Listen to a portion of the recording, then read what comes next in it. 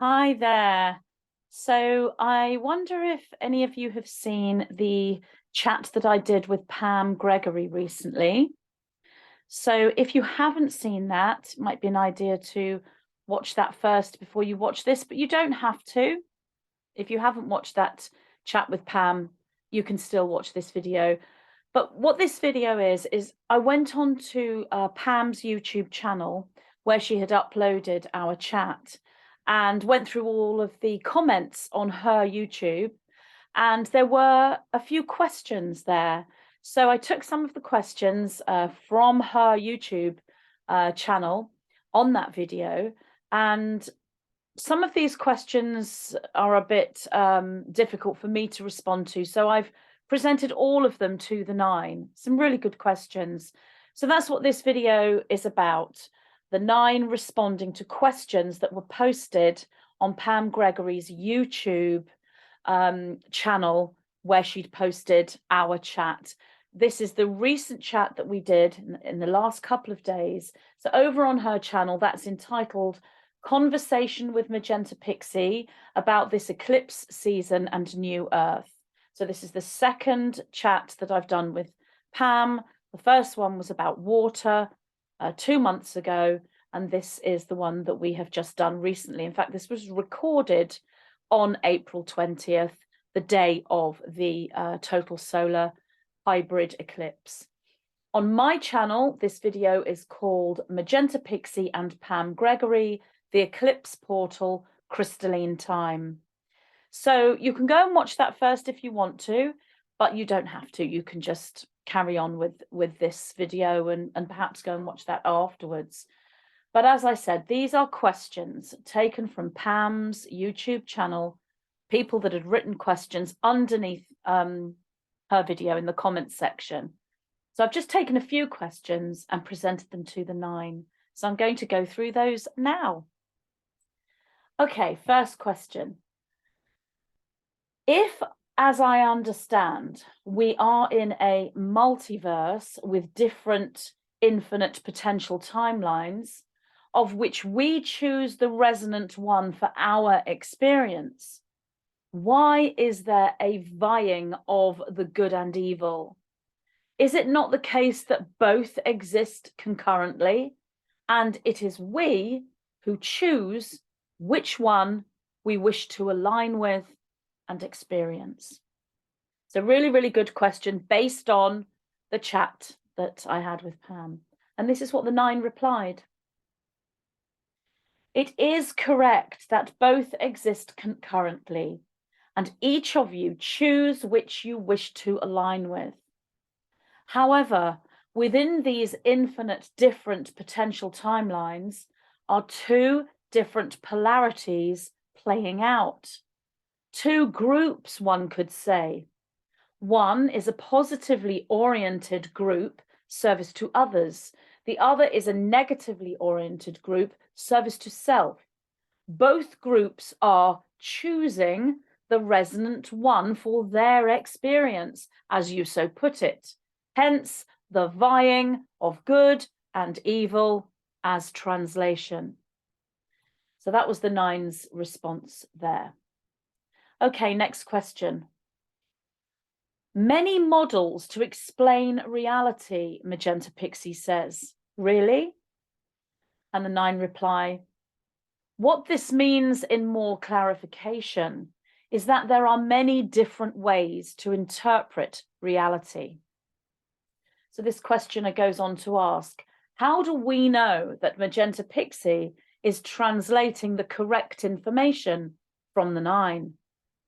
And the nine replied with, you do not know this.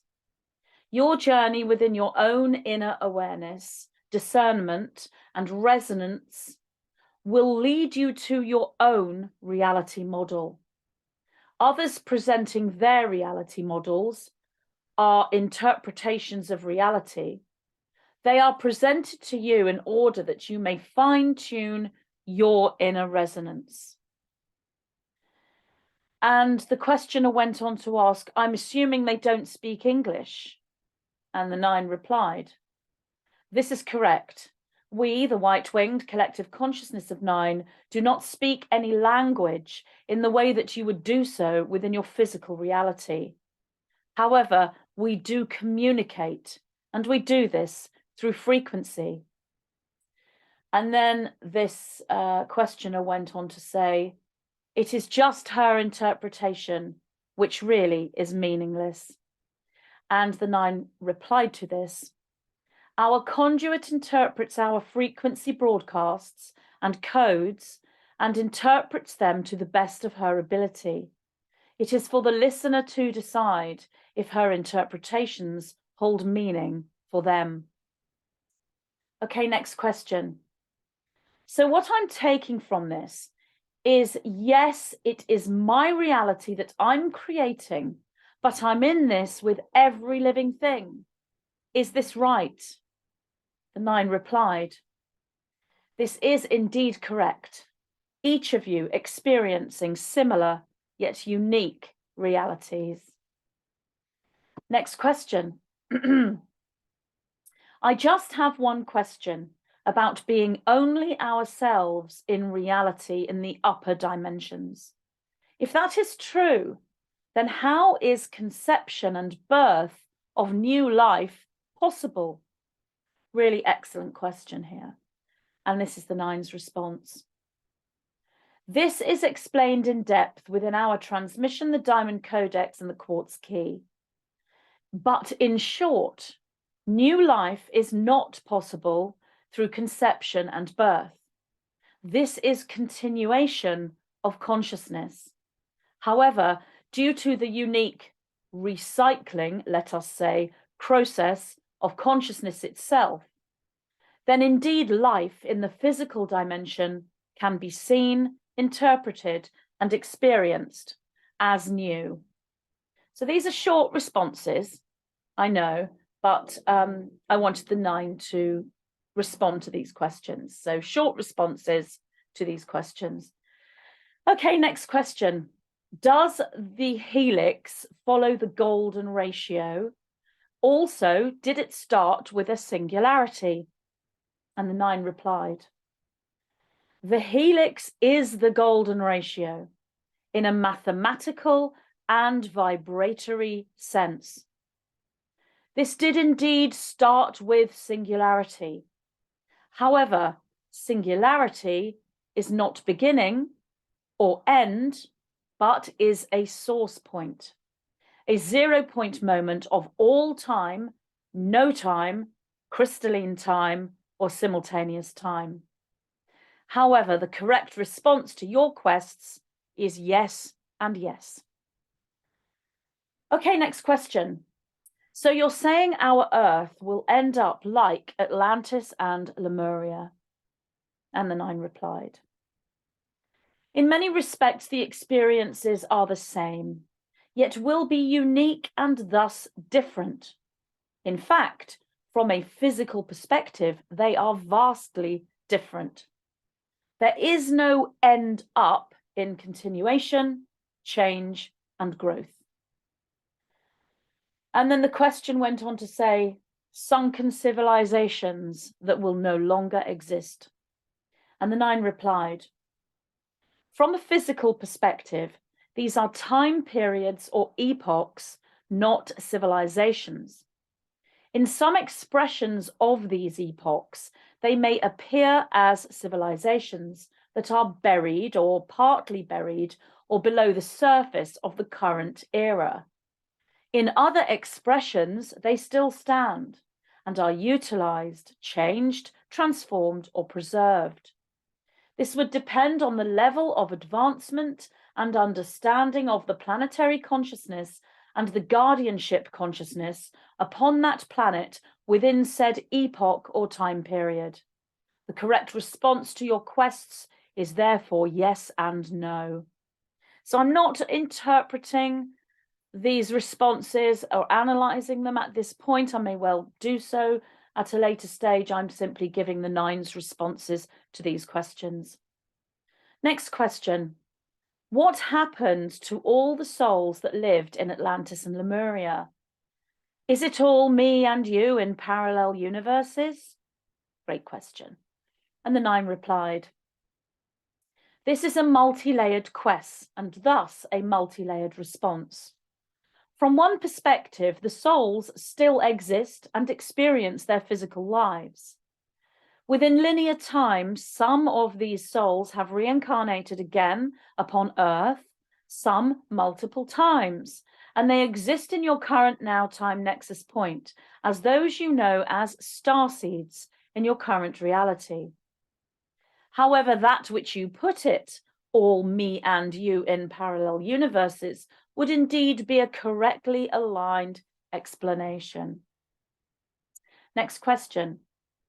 Is simultaneous time the same thing as synchronicity? Another great question, and this is the 9's response. Synchronicity is the point at which you experience simultaneous time. So in a linear expression, these are node points or 0-point portals into simultaneous time. Therefore, as you experience is the response. Therefore, as you experience, the response to your quest is yes. So your experiential reality of synchronicity is simultaneous time at that moment that you experience the synchronicity, is what the 9 is saying. Okay, next question. So as I understand, with what little knowledge that's out there about all this difficult understanding of what's going on, it is to my understanding that with the Galactic Federation and others within that federation, that some unbenevolent or non-benevolent beings are being escorted off planet. Is this true? And the 9 replied, this is metaphor for the inability to hold the service to self structure and the negative reality as an aspect to Earth's current trajectory towards the singularity. So the response would be, within the understanding, awareness, and knowing of layered metaphor, yes. And the next part of that question is, and will these people or individuals or beings be going through trials for bad things that they have done that took place here on planet Earth? And the 9 replied with, this is metaphor for the karmic points at celestial level that must be balanced as the grand galactic reckoning, if you will, before the next octave can be reached for that soul undergoing individualization. Therefore, the response for this within the understanding, awareness, and knowing of layered metaphor is yes. And this is the final question. A friend of mine who is a channel said nothing can destroy 26,000 years of evolution. Yet you say there is a juice choice point at this time. Can you comment? So this wasn't something that was commented on in the chat with Pam, but this is something the 9 have spoken about before, and the individual was obviously asking that question. So a friend of mine who is a channel said nothing can destroy 26,000 years of evolution, yet you say there is a juice choice point at this time. Can you comment? So this is the 9's response. The conduit you spake with is indeed correct. Nothing can destroy 26,000 years of evolution as long as evolution took place. When moving through 26,000 years as soul, one stands within momentum as growth, and thus individualization takes place.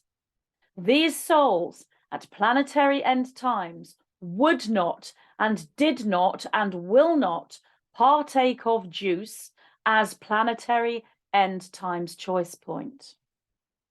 26,000 years of incarnation without evolution, momentum, growth, and individualization does occur.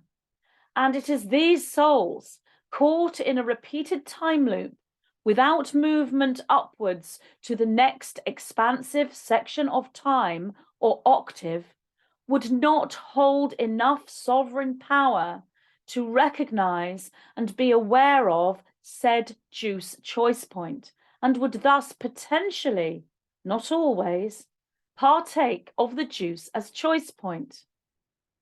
However, even in this case, nothing is destroyed. Even in the case of regenesis, nothing is destroyed, simply transformed. Ascension, as we have said, always takes place for every soul.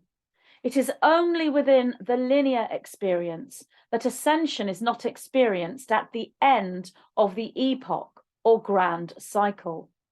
Eventually, all souls move through individualization and thus ascension. We are the white-winged collective consciousness of 9. So that was the 9's responses to all of these excellent questions that were asked on Pam Gregory's YouTube channel under our chat, which is entitled on her channel, Conversation with Magenta Pixie about this eclipse season and New Earth. You can also watch this video on my YouTube channel, which is entitled Magenta Pixie and Pam Gregory, The Eclipse Portal, Crystalline Time. You will also find that on my Rumble, BitChute and Odyssey channels as well. So those are the questions. Great questions. Thank you to the 9 for responding for those. And I hope you found those enlightening.